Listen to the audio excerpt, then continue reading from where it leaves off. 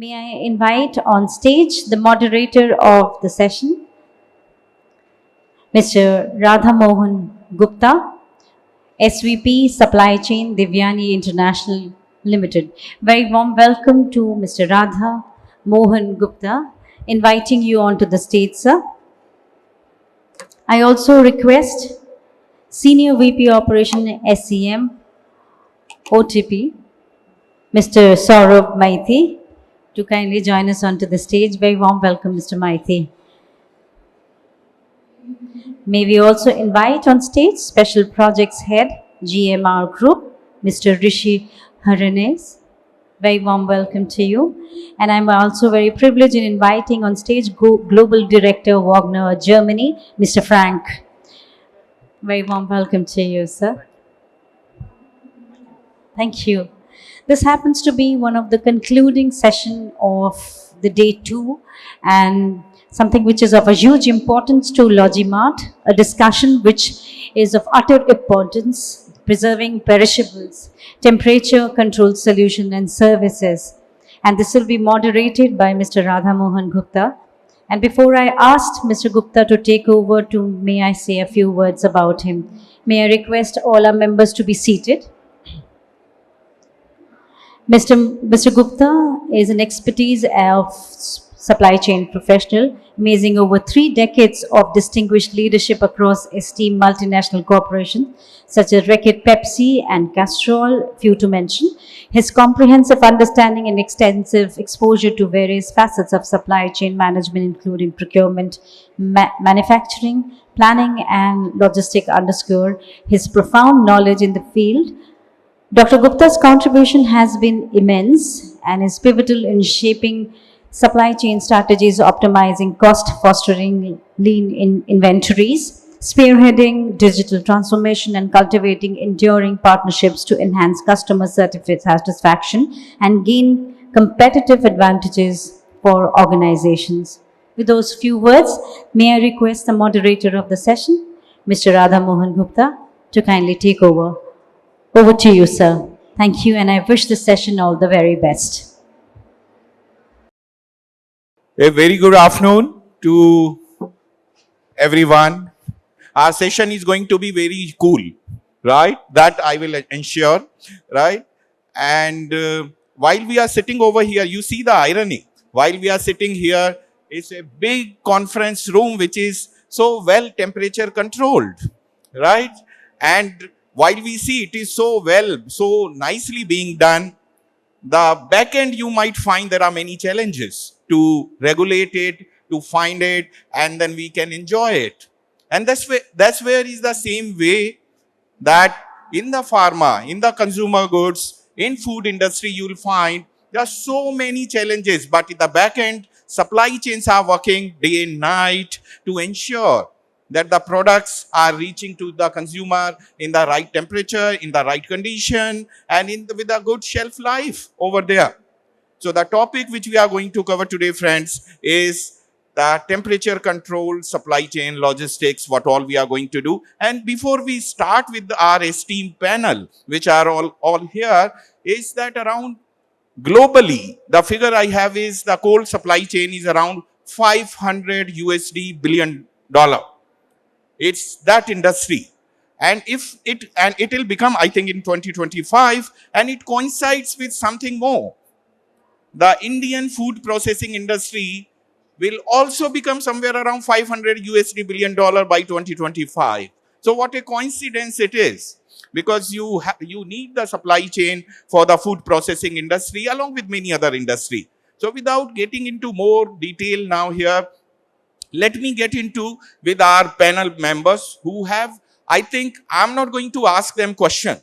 I'm going to have a conversation with them because there's so much of experience each one of them have into their respective field that I'll just like to share the experience they have with all of you. So let me start with Mr. Rishi. And I think we all know what is the importance of the cold supply chain. So I'll skip that part, that why it is required and what is the importance of it. Rather, I'll go directly to Rishi, asking that, Rishi, what are the challenges into this cold supply chain, specifically keeping India into the mind. Hello. Thank you, Dr. Gupta. Thank you for that introduction, and thank you for having me over here and be able to sort of share with you what are things and what are the developments which is happening. But then, one thing you have said is that the challenge, and of course, everything is a challenge here. No matter what field you are there, and you try to overcome those challenges with still more, development, and that is how the development happens. Having said that, the cool chain technology or the cool chain process in India has its own challenge. I mean, India is such a vast country, and the temperature range from 45 degrees in the north to probably 25 degrees in the south in the same month. So the flight could take off from Bangalore with 20 degrees, but by the time it lands in Delhi, it will be 45 degrees, and the tarmac will be 50 degrees. So a couple of challenges which I really see is the natural per se. I mean, the temperature fluctuation is massive in a part of the world. Having said that, I would rather state a very fundamental, points over here in terms of challenges. Things like the skilled manpower. The manpower we think is not skilled enough to handle temperature control because the sensitivity of temperature control is absent. So for example, one person who's handling a general cargo would also handle the perishable cargo as well. But having said that, he will not have the sensitivity to handle perishable in a fashion that is ought to be. So I think the skill set of the manpower is definitely, for me, is there. The infrastructure is the other part. So when we see the infrastructure across in the cities, we see a lot of refrigeration, reefer trucks and all.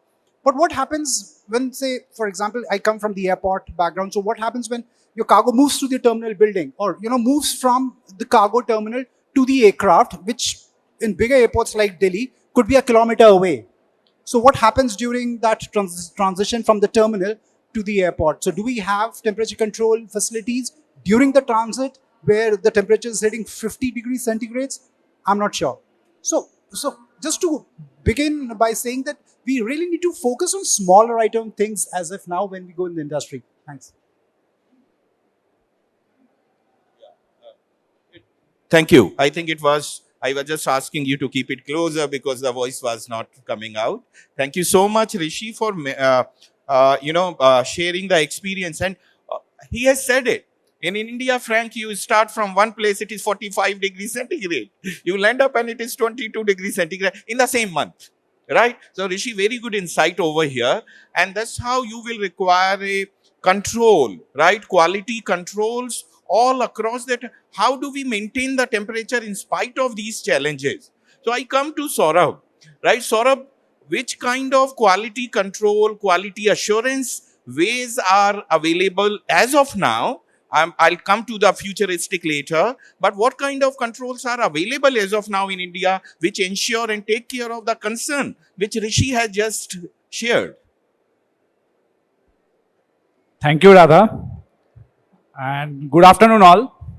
So, as I answered, like Rishi has just said, that there is a huge temperature gap over here, and I'm working with Otipy where we deal with fruits and vegetables, dairy, along with some FMCG products, milk. So over here, the temperature is one of the most important factor for our success. So as far as quality is concerned, the major impact what we face, that is the temperature shock. As soon as we procure from the vendor or seller, as soon as the referred vehicle comes, so the first quality check generally we do that IOTA of the vehicle, and we do GPS tracking each and everything. So one thing which is must for cold success is the measuring and the monitoring. And when we do monitor, so monitoring itself when the vehicle is getting loaded and when it is getting unloaded, the entire journey of the transit time should be maintained, should be monitored, and if there is any variance, it should be notified so that immediate action can be taken. So that is from the first mile logistics.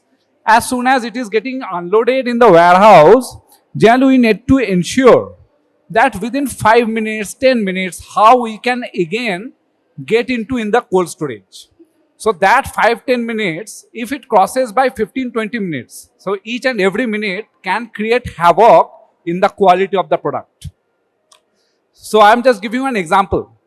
Say for milk, as soon as it is coming from 4 degrees centigrade to 40 degrees centigrade, and if it remains for 2 minutes, there is no such changes.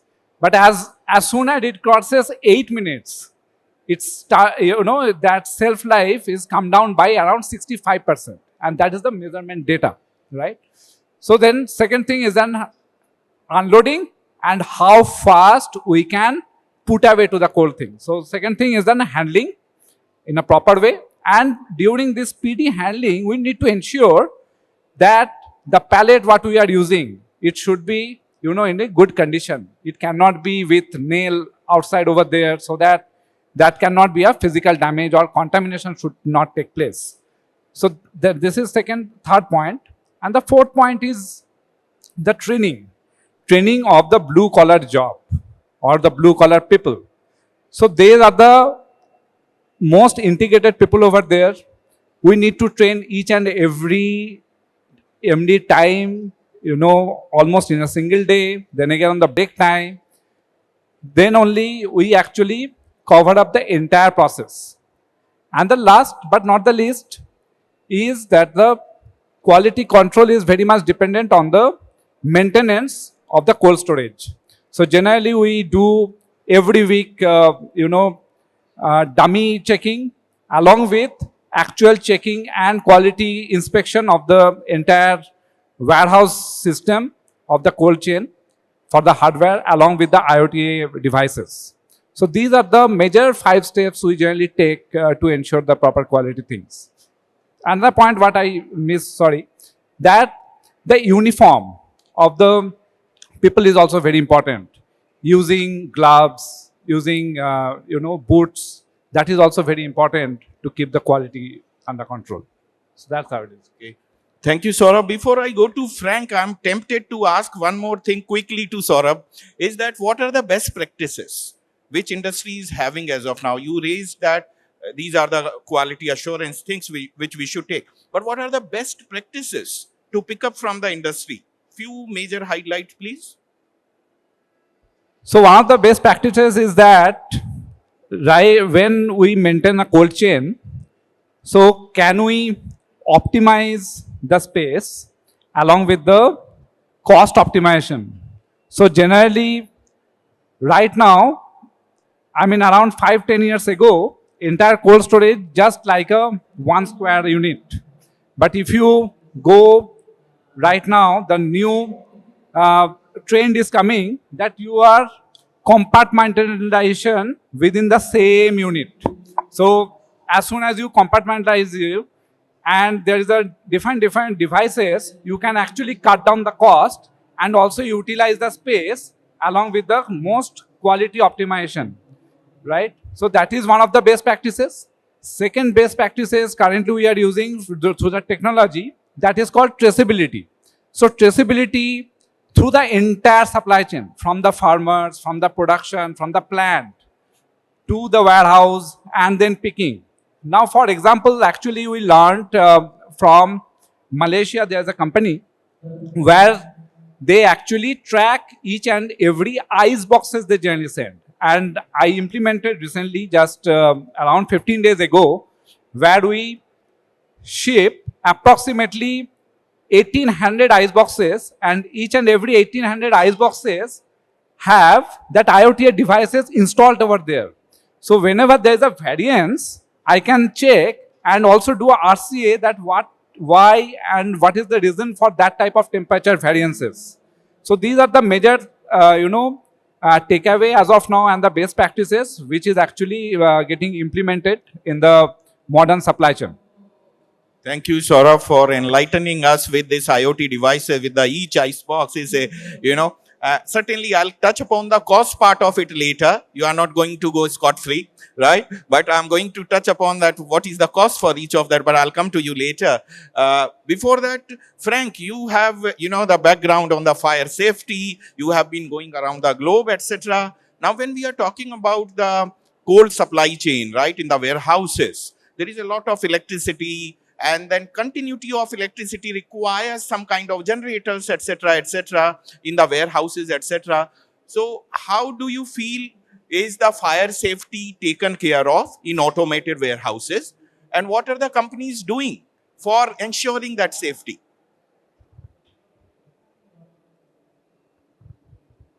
Does it work? Oh, it does. Yes. First of all, thank you so much to be part of this panel, and hello everybody.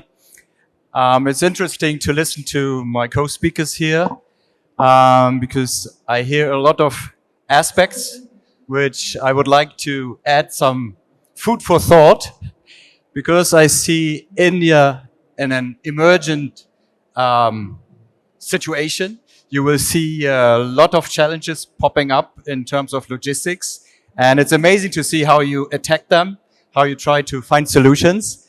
And coming from Germany and having gone through similar presentations and talks, let me give you some ideas of what I see is happening. You're absolutely right. With the trend of being more efficient, being more automated maybe even, one thing is happening. You are bringing more electrical risks into your warehouses. Yeah. Once I was talking to a gentleman who was running a very simple warehouse with not even a light. And the fire risk estimate said there's no fire risk. Unless someone throws a fire into the warehouse, there won't be any fire. So I said, my job is gone. I can't sell anything. So now with this trend of automation, we get a lot of electrical risks. And you need to take care of it, because with an increasing size of warehouses, which is good for efficiency, you have more goods in your warehouse, and losing all that will immediately put you out of business. You lose your customers. I don't have to explain all that to you. So my recommendation is you need very advanced fire protection technologies, and next to detecting or fighting a fire, I think foremost it's important that you prevent it from even starting. And talking about a cold store where you control the atmosphere temperature-wise already, how about controlling that cold store also in terms of fire so that a fire cannot even start? And there are some unique processes, we call them low oxygen processes, which we can introduce into this industry, and you will get rid of your fire threat. Doesn't sound, I think it sounds like magic, but it is not. Great sharing your experiences. Now, we are seeing that with the cold supply chain, there are many technologies which are coming in. IoT he talked about, right? So Rishi, could you elaborate on that? What are the advancement which in the technology which have happened and which are supporting cold supply chain logistics over here in terms of effectiveness and efficiency both?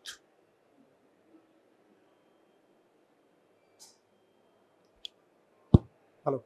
Yeah. So when we speak about technology, all of us think that it really needs to be a very high-end technology to do any kind of a job. But sometimes it so happens when we say technology, and a very rudimentary level, a very ground-level technology would also work. So something which I just spoke earlier was something like a solution to which a temperature excursion can be halted, which would simply mean from my terminal to aircraft can be done on something called cool dolly, which itself is a refrigerated unit to take your perishable cargo from the cargo terminal to the aircraft. I think that's a good technology. Although it's a very rudimentary technology, but in the absence of such, the risk of your medicines going bad is real. So for us, that is also a technology. So that is at a ground level.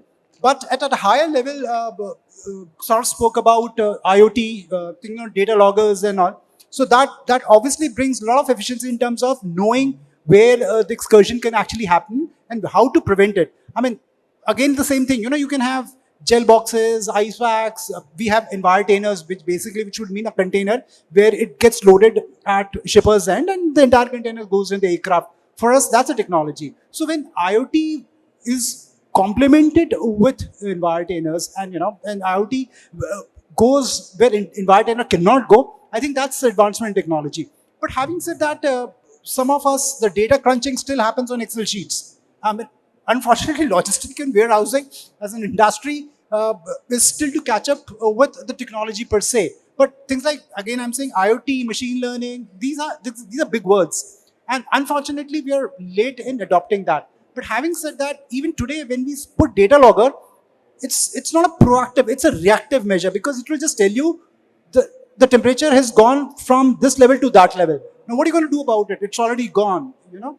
But IoT, machine learning, generative AI will probably help us to figure it out and see what the route that actual cargo will take, what temperature is normally there over data points over a period of time, so that you can give that kind of a solution, whether it's a ice pack, whether it's pharma active, it could be anything. I mean, it could be environmental solutions, so that at least you know if that route at that month you need a active solution, you will provide. But say in winters when Delhi temperature is actually 3 degrees, you don't need environmental, no? So in that case, probably your logistic cost will come down, and hence you would continue to do something which is not required.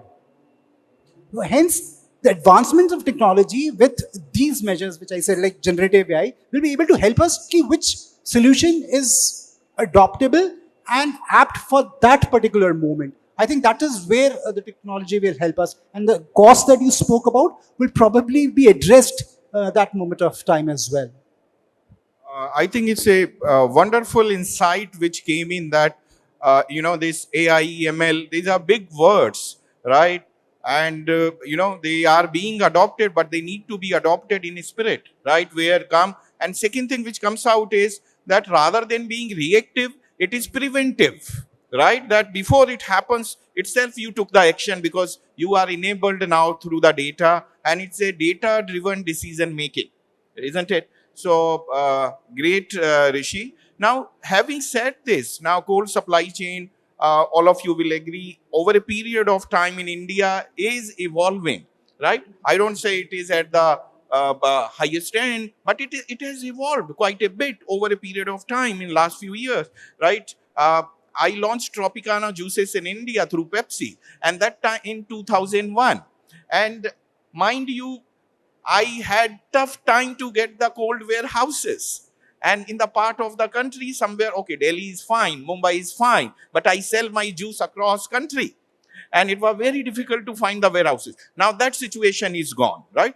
With these kind of things coming up, many people investing into this one. I think when things increase, there is a need for regulations as well, right? And the India government has been having some kind of regulatory requirement. And one thing which I personally believe is what is measured and monitored can be managed, right? If it is so, right, Rishi, again, would you throw some light that what are the regulatory terms and conditions which government has come up, and what are challenges these are posing for my industry friends? So thank you for that question. So regulation, at least from the logistic, at least air cargo part, are pretty well defined, and especially because the air logistic per se is an international supply chain management system. So hence, if the regulation, if your cargo is going from say India to Germany, so there is a regulation how that cargo should move. There is a set process under IATA. There's other processes by which it will say that this cargo should move at an X temperature range. So if that X temperature is say 228, all your boxes should be marked 228. It should go to a warehouse, it is 228. The transportation will go through 228, and where it's handed over in say Stuttgart or Hanover or Frankfurt, it needs to also get delivered at 228. So the entire process is changed.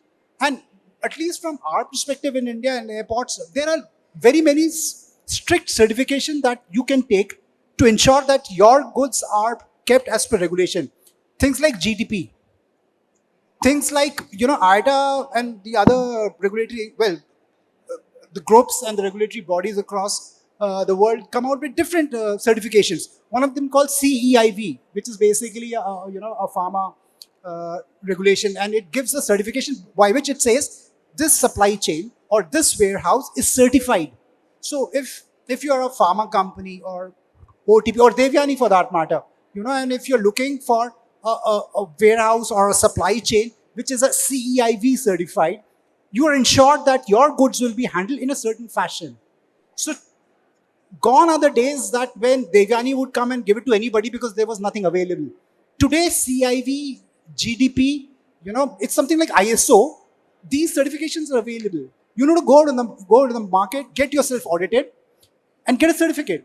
Once you have that, that's a regulation in itself, And then, as a customer also, you're assured that when your goods move from one point to the other through the terminal, it's in the safe hands.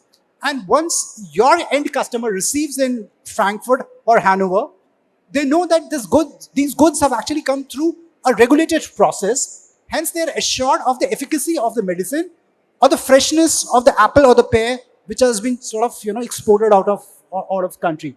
So more and more these kind of regulations are being adopted not only in India but across the globe as well. Thank you. And I think no conference is nowadays complete unless we talk about sustainability, right? So I'll go to Frank, right? When there are so much of requirement on fire safety in automated warehouse, etc., Frank, how do we balance out its environmental impact and you don't have risk on fire, right? How do you balance it out all? The good news is, if you are doing a proper fire protection, you are by definition environmentally friendly. Because if you do it right, there won't be any fire and there won't be any environmental damage. And that's very beautiful for me, because I can say, so right from the start, I'm very sustainable.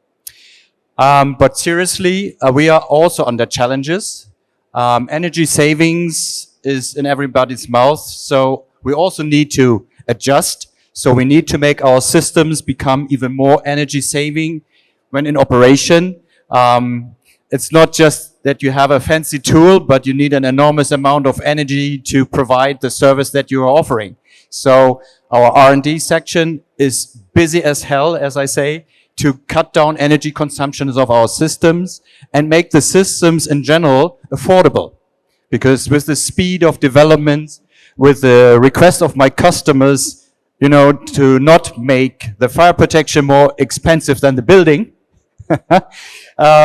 there's an enormous demand on our end to optimize it, fine-tune it, bring products that are very efficient, very easy to maintain. Yeah, because it's one thing, I don't have to tell you, to buy it. It's also to keep it alive over an industrial lifetime. So we spend a lot of amount of energy and costs and bring better systems to the market, listen to our customers as best as we can to be even better and become sustainable. In addition to what I just said, if you do your proper fire protection, you're already on a good path. Yeah. I hope that answers the question in the right way. Yes, it does answer, Frank. Only thing is that certainly what happens is, one, fire safety is very, very, very, and I'll add once more, very important, of course, right? How do you energize it? How do you use the energy is also a big question mark. And that's how that, what is your energy source? Like, does it take solar energy, which is again a green source, right? That also comes into the picture, that how do I source energy for this? Cost is one part, but what is the source of energy is also one part, that how I'm using the energy. What is my source over there? So completely take your point on this one, that the one thing is very important, but that energy saving is something which we need to look at, that how do we do it along with this objective? Both have to go hand in hand, right? Thanks for sharing your experience over here.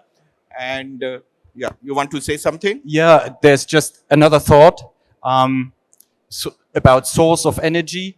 We hear, I think, especially in the automation sector, that a lot of battery-driven systems are in use. And I think we need to pay attention. Remember what I said at the starting point, the fire risk did increase. Now we are bringing very efficient battery-driven systems into our warehouses, and there is an additional risk which we need to cover. So there's an enormous challenge that we keep track with fire protection technology on those new technologies, because every new technology bears a risk of having a change in what is threatening us. And we need to have an answer on it. So yes, this is also an addition to sustainability, to have an answer on fires created by lithium-ion batteries, for example. Yeah, so something that needs attention. As much as we love to use it, you don't want to lose your business if something goes wrong. Thank you. Now, Sourabh, would you also highlight that, what are the, how technologies are helping to become more sustainable into, coal supply chains? What your thoughts? So, am I audible? So from technology, as Rishi said that previously it was reactive approach, and with AI ML, with data, it is much more proactive approach. So what recently, there's a thing like creating a dashboard and, highlighting the probable variances in the entire network. Now, for example, like with sustainability, with traceability. So traceability is one of the things where entire technology works, and which actually reflects that where are the nodes which is getting damaged, might be for SOP variance, might be for the temperature controlled issues or hardware failure. And when the dashboard is generally works, like say for example a route, might be a vehicle is moving towards multiple routes. So if the route is very longer, so there is a very high chance that there will be a cold storage backup. So these are the routes should come, on the dashboard and a very front basis. Now these are all informed decision where actually technology can help us. So might be there are 1800 vehicles currently running. Out of that, might be around 20-25 require immediate action. So can we actually technology help us show only those 25 things so that immediate action can be taken, the entire stress level also come down, and also we can do an optimization level, right? And from a technology perspective, we can say like in traceability, we can have multiple traceability devices, GPS devices, along with some solar system of the IoTA. This is called solar system of IoTA, which says that when there is a multiple IoTA, if there is any breakup, can we identify immediately with some lighting technology that yes, this is the route, that is the process, or that's the handling area where it is getting break. So these are the things can be done through technology, and it is very much evident that it will come and will ease our entire day-to-day operations along with the optimization as well. Rishi, would you like to add into this?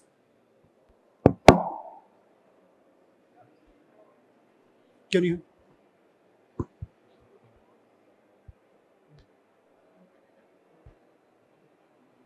It works. All right, thanks. Yeah. So I just went probably 10 years back when Sourabh was talking and you were asking that question for sustainability. So just to give an example how far we are from sustainability as an industry. 10 years is a far time, but then even then, and probably we have just developed a little far. So when you speak about reefer trucks, the very fact that reefer trucks are actually on fossil fuel, they are on diesel. They are not very sustainable per se operations. But the reefer, the business or the reefer truck itself, the refrigerated part of that business runs on the motor or the engine of the truck. So if truck is not plying, if this truck is standing somewhere and you need that reefer to function, you need to keep that engine on. So that means you are still utilizing that fossil fuel where truck is not moving. And you, because there is a refrigeration happening at backside of your truck, you need to move it on. Sometimes driver think I need to save fuel. Then what happens is he switch off the truck, the motor gets switched off, the refrigeration stops. And unfortunately over a period of time, we have not come out with any groundbreaking solutions to avoid that. Of course, electric is the way to go. the battery operated refurbishment of your truck, and refrigeration of your truck probably is the next step. But obviously it takes time, and right, you said it costs money. So what all of us think that it's a huge investment, but we are also forgetting that this investment is for future. I mean, if you keep on burning fossil fuels, and if you keep on taking goods from one part of the world to the other part of the world on diesel, there will not be any world left to take the goods from, because you would have burned the planet down with that. So I think one thought that all of us should take back is that, of course, it's investment, but is that investment for now or for future? That's the question we need to answer for ourselves. Sourabh.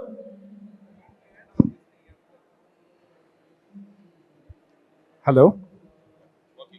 So I want to add over here. So like in vehicle flying, when there is an unit, that the cold unit or condensed unit, if there is a leakage, so through technology, we can actually identify exactly where the leakage is and what is the intensity of the leakage. So this also can help us in sustainability along with the technology thing, where actually give us that whether that vehicle can be used in future also or whether it's required maintenance. So that is also an important part. Yeah. Go ahead.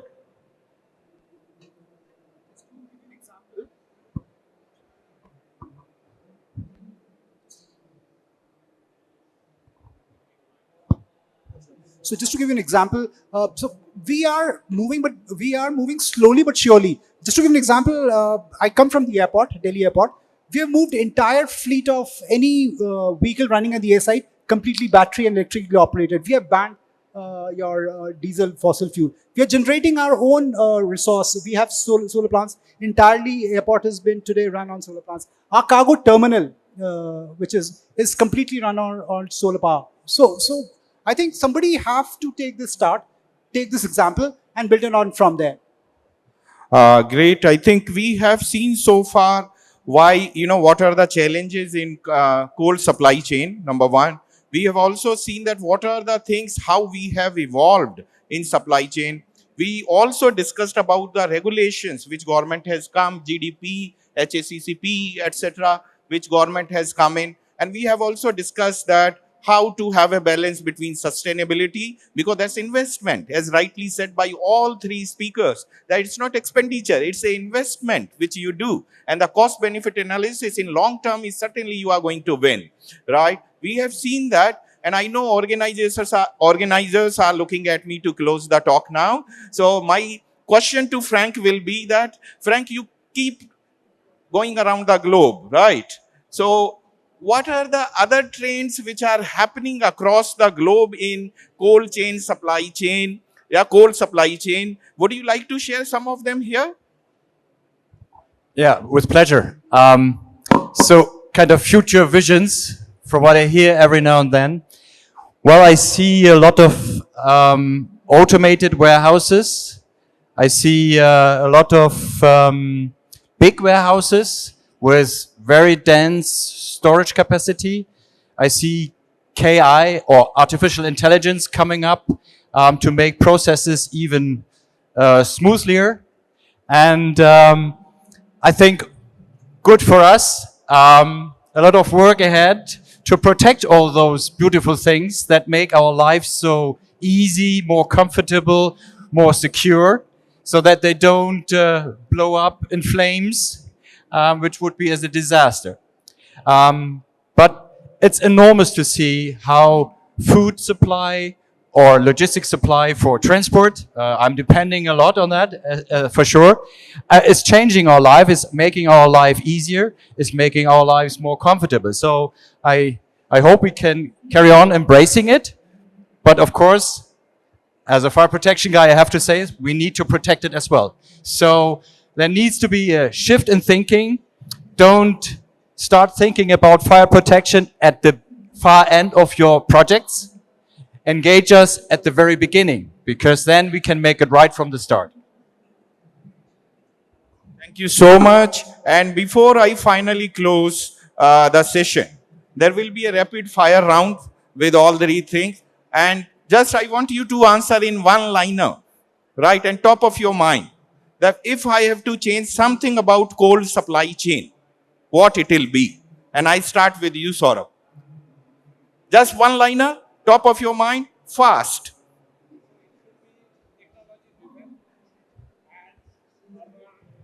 Sorry.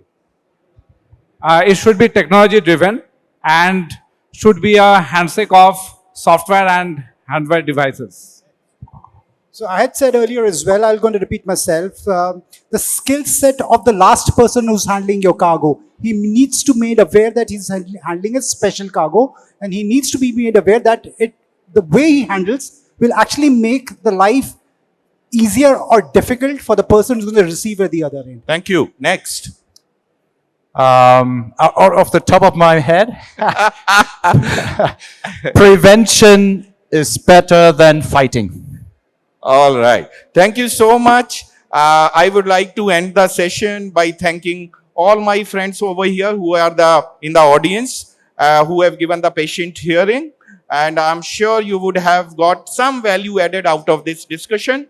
And I really thank Frank, Rishi and Sourabh to be here and answer my all kind of maybe stupid questions as well. But it was really interesting to interact with all of you. And thank you organizers for giving us this chance to be over here. Thank you very much. Thank you so much, Mr. Gupta, Thank you, for Mr. that Gupta. session. Thank you so all. much for the moderation. Thank you. May we request Ms. Radhika to kindly join us onto the stage. We'd like to express our heartfelt gratitude to you all for sharing your time and your thoughts with us. May I request you, Ms. Radhika, to kindly present a memento to the moderator of the session, Mr. Radha Mohan Gupta.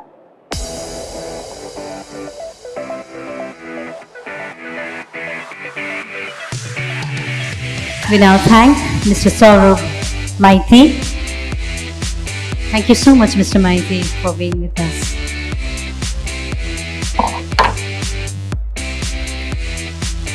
Ladies and gentlemen, we've been hearing Mr. Rishi as well, and we thank him. Thank you so much, Mr. Rishi, for being with us.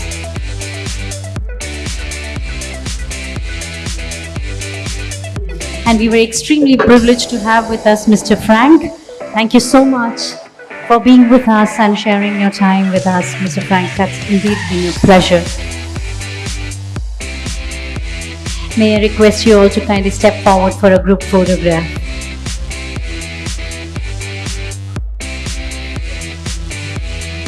Radhika, you also may join for a group photograph. Ladies and gentlemen, that was the concluding session. The session was on preserving perishables, temperature controlled solutions and services.